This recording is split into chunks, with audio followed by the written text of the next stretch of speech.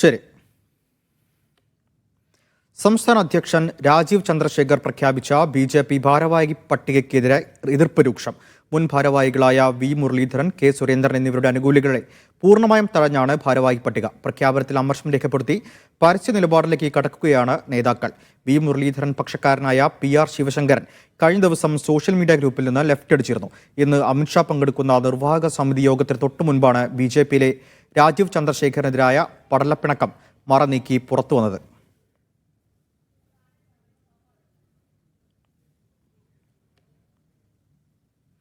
ബി.ജെ.പിയുടെ ശരി വിജൻ വായന്തോട് ചേരുന്നു തിരുവനന്തപുരത്ത് നിന്ന്.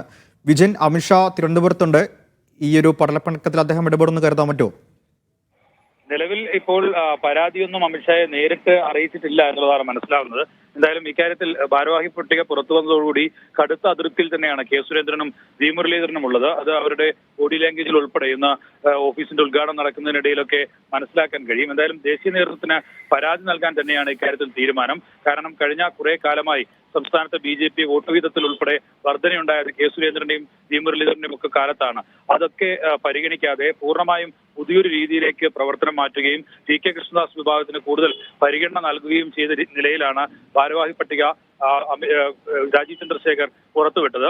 അതുമായി ബന്ധപ്പെട്ട് ജനറൽ സെക്രട്ടറിമാരിൽ ഒരാൾ പോലും വി. മുരളീധരന്റെയോ കെ. സുരേന്ദ്രന്റെയോ പക്ഷക്കാരായില്ല. അങ്ങനെ ഉള്ള വലിയ പരാതിയുണ്ട്. നിലവിൽ ജനറൽ സെക്രട്ടറിമാരായിരുന്ന സി. കൃഷ്ണകുമാറിനെയും ഒപ്പം തന്നെ പി. സുധീറിനെയും വൈസ് പ്രസിഡന്റുമാരാക്കി തരംതാഴ്ത്തിയതിന് സമാനമായ നിലയിലാണ് ഭാരവാഹി പട്ടികയിൽ ഉൾപ്പെടുത്തിയത്. അങ്ങനെയുള്ള കടുത്ത അതൃപ്തി എന്തായാലും നിലവിൽ കെ. സുരേന്ദ്രനും വി. മുരളീധരനും ഉണ്ട്. നേരത്തെ തന്നെ RSS ഉൾപ്പെടെയുള്ളവർ കോർപ്പറേറ്റ് ലെവലിലാണ് രാജീവ് ചന്ദ്രശേഖർ ബി.ജെ.പിയെ കൊണ്ടുപോകുന്നത് എന്നുള്ള വിമർശനം ഉന്നയിക്കുകയും കഴിഞ്ഞ കോർ കമ്മിറ്റി യോഗത്തിൽ ഇത് വി. മുരളീധരനും കെ. സുരേന്ദ്രനും തന്നെ ശക്തമായ കോർ കമ്മിറ്റി യോഗത്തിൽ അവതരിപ്പിക്കുകയും ഒക്കെ ചെയ്തിരുന്നു. എന്തായാലും ഏത് തല അതൃപ്തി പൂർണ്ണമായും അവഗണിക്കുക എന്നാണോ ഈ രാജീവ് ചന്ദ്രശേഖറിന്റെ നിലപാട്?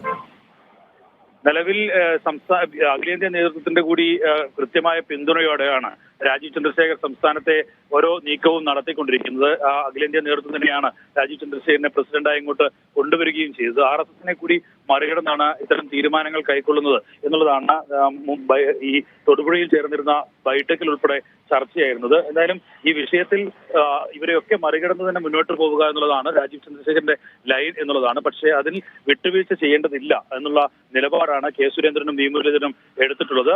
കേന്ദ്ര നേതൃത്വത്തെ സമീപിക്കുകയും സംസ്ഥാനത്ത് പ്രധാന നേതാക്കളൊക്കെ ഇവരുടെ കൂടെ ഉണ്ടായിരുന്ന ആളുകളാണ്.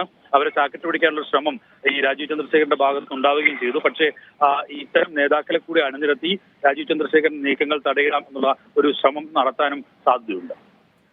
ശരി, വിജൻ വായന്തോടാണ് വിശദാംശങ്ങൾ നൽകിയത്.